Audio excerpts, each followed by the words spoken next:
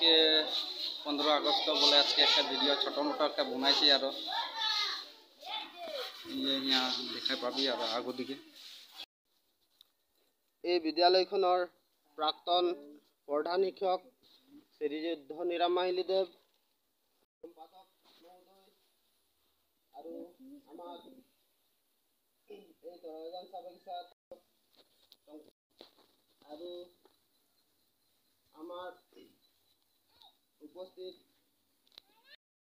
বিদ্যালয়ৰ সহকাৰী শিক্ষক সংকেশ্বৰ বৰুৱা।